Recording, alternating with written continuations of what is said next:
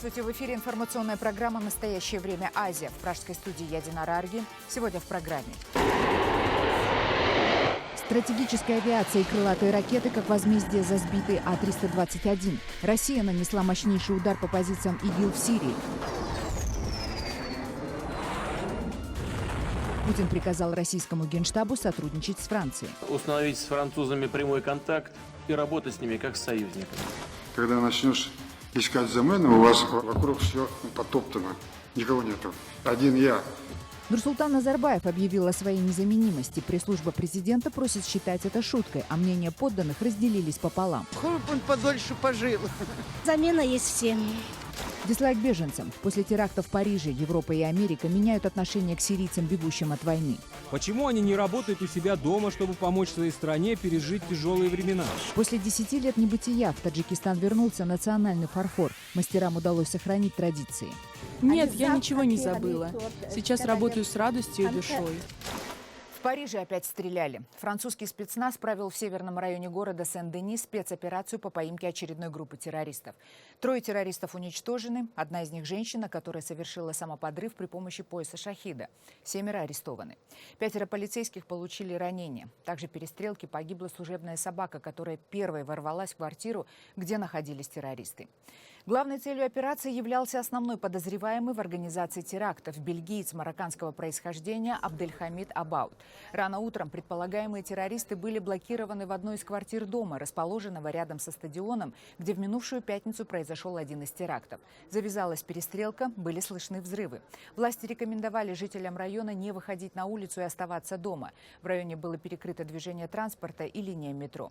По последним данным, эта террористическая группа готовила атаку на деловой квартал Парижа Ла Дефанс.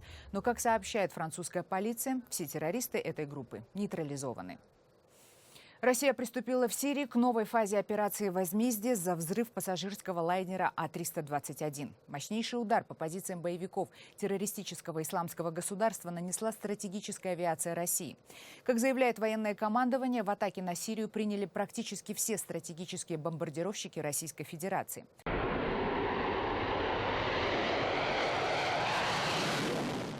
Стратегические ракетоносцы Ту-160, Ту-95МС и Ту-22 осуществили в первые же часы атаки 34 пуска крылатых ракет по позициям боевиков в провинциях Алеппо и Идлиб. Напомним, что данный тип самолетов является одним из самых мощных в мире, а крылатые ракеты, которые они несут на борту, одними из самых разрушительных.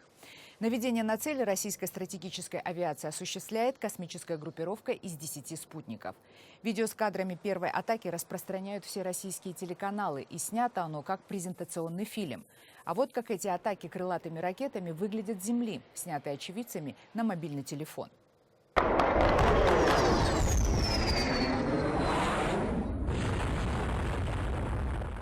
Эти видеокадры пришли из провинции Идлиб. Крылатая ракета поражает цели в черте города.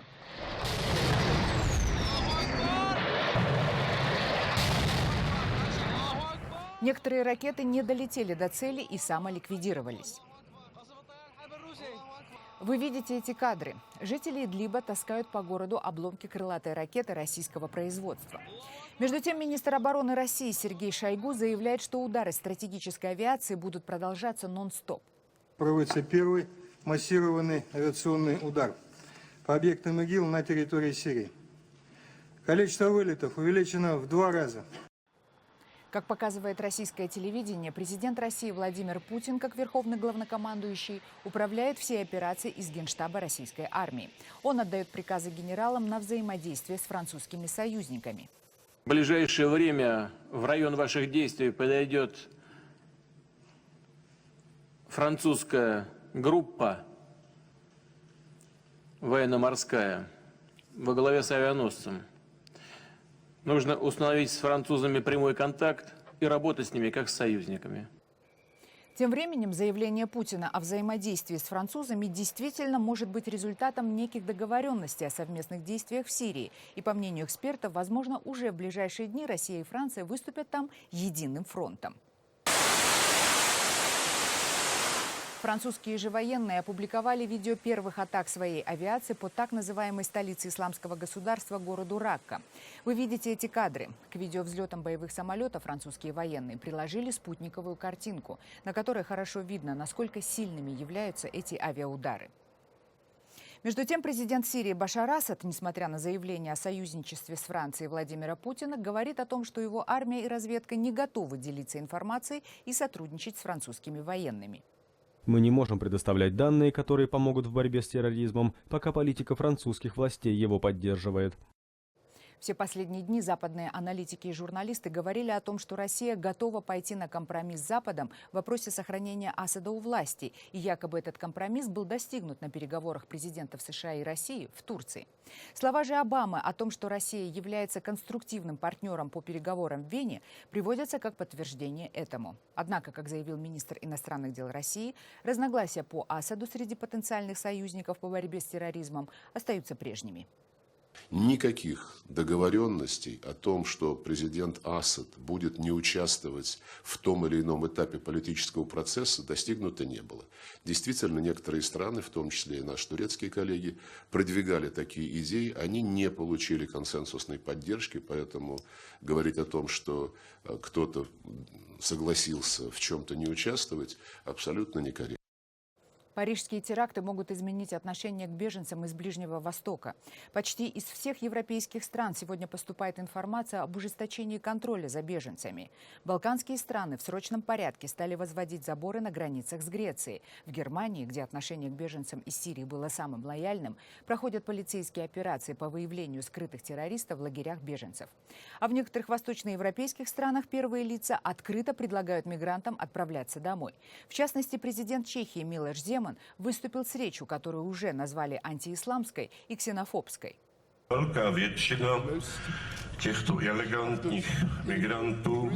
Я узнал, что большинство мигрантов – молодые здоровые мужчины, и мне интересно, почему они не борются за свободу своей страны с ИГИЛ? Почему они не работают у себя дома, чтобы помочь своей стране пережить тяжелые времена?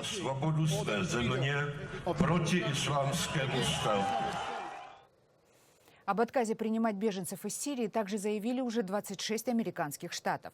Это происходит, несмотря на призывы президента США Барака Обамы сохранить человеческое отношение к беженцам, которым уже пообещали помощь и укрытие в Америке. Против приезда сирийских мигрантов выступили крупные американские политики и губернаторы.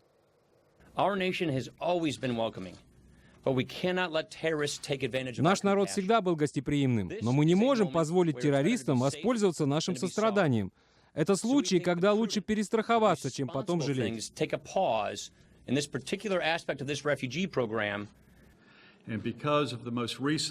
Из-за последних нападений в Париже очень реальная возможность того, что один из террористов недавно въехал во Францию как беженец. Я обращаюсь с просьбой к президенту и федеральному правительству приостановить отправку беженцев из Сирии в Северную Каролину.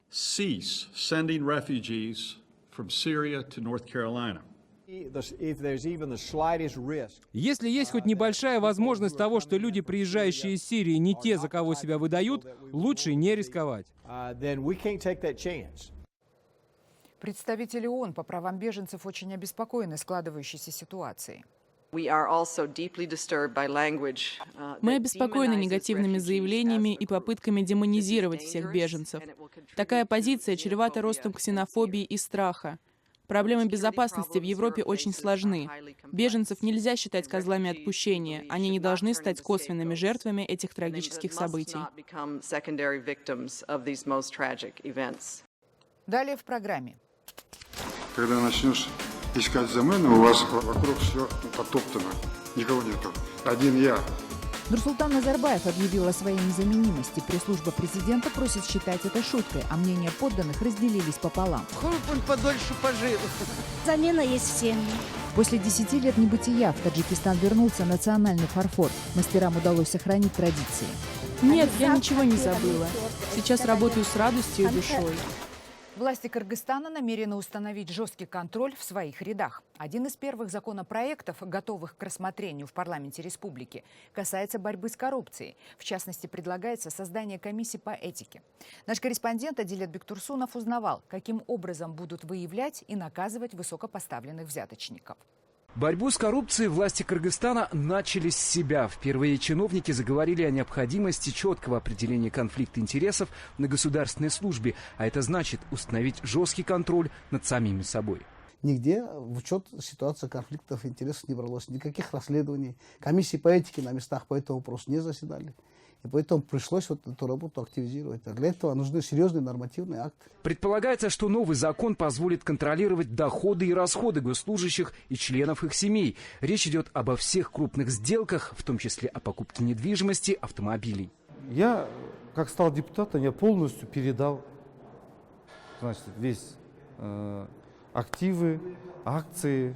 Все я передал. Бакыт Турабаев – депутат парламента, основатель одной из крупнейших в Кыргызстане мукомольных компаний. Он не отрицает, что в нынешнем созыве есть много депутатов, пришедших из бизнеса, и многие в той или иной мере лоббируют свои интересы. Депутат, он занимается бизнесом, но если ты не поймал его, ну его невозможно, да, невозможно, это просто зависит от самого депутата. Это депутата. Если он взял значок, мандат, то он должен во благо своего государства, народа, исполнять свои обязанности. Высшую законодательную ветвь сегодня называют главным коррупционным логовом. Депутаты, не имеющие бизнеса и существующие на скромную зарплату в $400, владеют дорогими особняками и машинами. Чаще имущество чиновники оформляют на своих родственников и жен.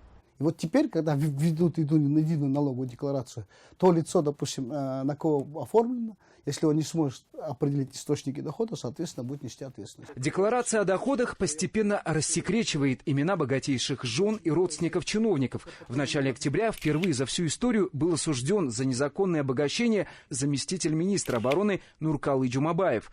Следствие установило, что полковник не указал в отчете приобретенное имущество на членов семьи, а это 5 легковых автомобилей, 2 квартиры, 2 жилых дома и земельный участок с коттеджем. Новый законопроект противодействует и семейственности в руководящих органах власти. Если закон заработает, своего места лишатся многие высокопоставленные чиновники. Например, новые правила могут коснуться братьев спикера Джейнбекова. Его старший брат губернатор Орской области, другой занимает должность посла в Саудовской Аравии. Вот в данном законопроекте какие есть новинки, да? Первое – это анонимные сообщения против государственных служащих. Если государственный служащий утаил свои декларации, свое имущество, или он не раскрыл свои личные связи на государственной службе, то человек может обратиться в комиссию по этике с таким заявлением, и его обязаны рассмотреть. Если факты выявляются, соответственно, его отстраняют от выполнения служебных обязанностей, начинается служебное расследование. Кроме того, согласно новым правилам, которые вносятся в проект антикоррупционного закона, вводится ограничение на стоимость подарков чиновникам. В сумме презенты и пожертвования не должны превышать 5000 сомов. Это примерно $70 в течение 1 года. Мы должны контролировать каждый шаг государственных служащих. Соответственно, эти подарки, эти подношения, эти кормления, да, они должны быть все регламентированы. Если мы говорим, то 1000 сомов, то дающий человек, он должен помнить об этой сумме, что он должен давать подарок не больше 1000 сомов. И это уже этика самого дающего подарок. Впрочем, как будут наказывать ослушавшихся, пока не ясно, но говорят, что, возможно, введут штрафные санкции. Законопроект в скором времени рассмотрят в парламенте. Его итог покажет, насколько депутаты готовы к самопроверке и поиску взяточников в собственных рядах. Адилет Бектурсунов, Азат Нтымаков. В настоящее время Кыргызстан. Президент Казахстана Нурсултан Назарбаев заявил о своей незаменимости. По его словам, следующий глава республики будет хуже, поэтому надо держаться за него. И хотя Назарбаев произнес эти слова в шутливой форме, но сказаны они были на расширенном заседании правительства республики. Когда начнешь искать замену, у вас вокруг все потоптано, никого нету. Один я. Вам некого, как сегодня президент, несколько выбирать, только я. Вот. Видишь, Асхат на меня смотрит сейчас. Никого нету. Один я, вот видите, торчу. У вас других нету. Поэтому держите за меня. Следующий хуже будет еще. Конечно, для подготовки кадров высокого уровня я лично и государство тратят большое время, большие деньги. Изменения в Конституции, которые были введены за годы независимости республики, в общем-то позволяют Назарбаеву пожизненно находиться на главном посту. Но то, что ему нет замены, об этом президент Казахстана открыто заявил впервые. Как казахстанцы относятся к словам президента, мы узнали на улицах Алма-Аты. Сейчас, в настоящее время, да, нету. Молодежь, которая хорошо учится и очень культурные, воспитанные, грамотные, они в основном уезжают за границу. Нам очень жаль, что у нас нет преемников. Нет, не согласен. Ну, есть хорошие, грамотные. Есть. Конечно, согласна. Согласна я полностью, потому что нету, никому доверия нет. Если то мы только и думаем, хоть он подольше пожил. Замена есть всем. Согласна, вот Назарбаев, он правильно говорит. Самое я довольна Назарбаевым, что он держит мир. Ну, есть желающие. Может быть, он про них не знает? Нет, я не согласна. Сейчас очень молодых, перспективных, умных, энергичных есть в правительстве. Почему он думает, нет альтернативы? Есть. Надо на молодежь надеяться. В Алматы открылось тренинг-кафе. Уникальность проекта в том, что там работают молодые люди с нарушениями ментального здоровья из городского психоневрологического диспансера. В рамках этого социального проекта должна происходить и происходит частичная адаптация инвалидов к обществу. Дмитрий Беляков о тех проблемах, с которыми сталкиваются инвалиды после своей реабилитации. Это алматинский дом-интернат для инвалидов с психоневрологическими заболеваниями. Глухой забор, колючая проволока и решетки на окнах. Учреждение закрытое и не гостеприимное. Разрешение на съемки внутри настоящему времени получить не удалось, поэтому репортаж начинается на КПП учреждения. Каждое утро по разрешению директора интерната несколько пациентов выезжают на свою новую работу. Они – сотрудники алматинского тренинг-кафе, проекта по социализации лиц с ограниченными возможностями. Прибыв на рабочее место и переодевшись, ребята приступают к уборке. Да, обслуживаем, пометаем, посуду моем, чистоту наводим. Михаил работает в кафе второй месяц, смены 2 раза в неделю. Он хотел бы приезжать сюда и чаще, но не разрешают врачи. Заработанные в кафе деньги он предпочитает откладывать для серьезных покупок. На весе мы это купим уже, что хорошо покупать было. Это все запаты, потом кофтыски, станиски, туфельки и костюм. Проект «Тренинг-кафе» стартовал в июне текущего года. Его организаторы – команда психоаналитиков и волонтеры. Ержан работает в кафе администратором, помогает ребятам разрешать сложные ситуации с клиентами. Он говорит, что особых проблем в работе с подопечными не испытывает. Но несмотря на возможность вырваться из-за глухих стен интерната, находятся и такие люди, которые не хотят трудиться. Не все хотят. Некоторые приходят, один день поработают, потом их, когда зовешь, они говорят, нет, я лучше в интернате полежу просто. А в большинстве своем? Ну, в большинстве стараются. Говорят, побольше хотим работать, там, возьмите меня. В интерьере кафе многое сделано руками ребят, стены украшены рисунками и фотографиями. В основном работа бенефициаров заключается в обслуживании клиентов и поддержании чистоты. Но некоторые из них трудятся и помощниками повара, пытаясь обрести новые знания и профессию. Гульнара 7 лет живет в интернате для психохроников. Для нее работа в кафе – реальный шанс вернуться к нормальной жизни. Выйти полностью, освободиться, в смысле, на самостоятельный выход. Вот это цель этого проекта, поэтому я сюда хожу. А так... А вы чувствуете в себе силы? Что смогу там, да? Да. Ну, потому что... Да. Тренинг-кафе не ставит своей целью собирать гуманитарную помощь. По словам организаторов, лучшая поддержка для них – это клиенты и реальная работа. Многие алматинцы регулярно приходят пообедать в кафе и поговорить, а некоторые даже находят время помочь бенефициарам. К примеру, Валентина посещает кафе 2 раза в неделю и занимается с его работниками чтением и чистописанием. Он единственный в 30 лет не знает вообще азбуку, он вообще писать и читать не умеет. 30 лет, только поэтому с ним надо заниматься. Все остальные мне написали свое имя, телефон. Он ни цифр не знает, ни букв не знает. Как говорят инициаторы проекта, основная цель – это снижение нетерпимости к людям с психической инвалидностью и социализация таких ребят. Команда волонтеров часто испытывает проблемы с официальными бумагами и законодательством. Проект пилотный, и много документов необходимо подготовить для того, чтобы он заработал в полную силу. Но первые шаги уже сделаны. То, что конкретно мы работаем в доме-интернате 630 человек. И мы уже с руководством поговорили, при министре поговорили. 150 человек оттуда запросто, с нашей помощью, можно вывести за решетки. и они бы жили просто у себя дома, они бы работали же в таких-то социальных проектах. Тренинг-кафе уже успело занять второе место на государственном конкурсе социальных проектов. А на прошлой неделе посмотреть за развитием инициативы лично приезжала министр образования и социальной защиты Тамара Дуйсенова. Так что предпосылки к изменению ситуации к лучшему есть. Дмитрий Беляков, Павел Энгельгард. Настоящее время. В Таджикистане возрождают национальные промыслы. В городе Турсун-Заде вновь заработал завод по производству таджикского фаянса и фарфора. Его руководство намерено вернуть былую славу спустя 10 лет простоя. Как в республике пытаются поднять местное производство? В репортаже Анушервона Арипова. Нет, я ничего не забыла. Сейчас работаю с радостью и душой. Даже беру работу на дом. Дильбар Шарипова сегодня занимается художественной росписью на заводе по производству посуды из фаянса и фарфора. Предприятие открылось после 10 лет простоя. Раньше местной продукцией пользовались практически в каждой семье в стране, ведь она отличалась высоким качеством и небольшой ценой. Сейчас руководство завода собирается вернуть утраченные позиции.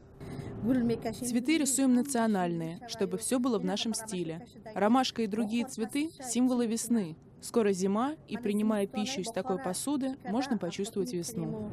На продукцию тарелки, пиалы, чайники, косушки и вазы наносят национальные рисунки и орнаменты только вручную.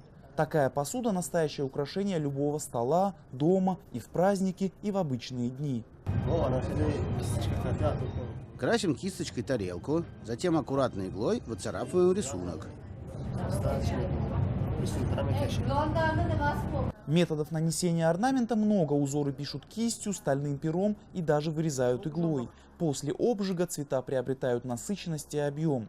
Также здесь постоянно ищут новые идеи, при этом стараясь сохранить национальный колорит. Например, новинка – посуда с узором, присущим таджикским тканям и одежде. Мы ребятам предложили нарисовать красиво там наши узоры, атласы или сюзаны там.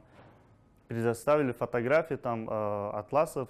После того, как они нанесли эти узоры туда, в тарелку, им самим понравилось, потому что это необычно вышло.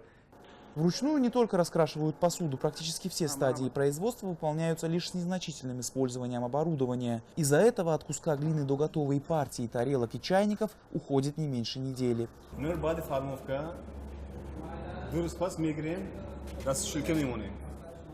После формовки через 2 дня убираем все в сушилку. Из сушилки достаем и делаем оправку, то есть чистим края и полируем. Потом опять в сушилку, затем еще около 1,5 суток в печи держим по температуре 950 градусов. Но все это практически не сказывается на цене. Сырье местное и недорогое, да и рынки рядом. Уже сейчас продукция предприятия на 10% дешевле импорта из соседних Китая и Узбекистана. Например, чайный сервиз всего за $5, а с увеличением объемов стоимость упадет еще ниже. В месяц сейчас 40 тысяч единиц продукции керамики и фарфора выпускаем. Спрос постепенно растет, и мы уже можем повысить производство до нескольких миллионов единиц в месяц.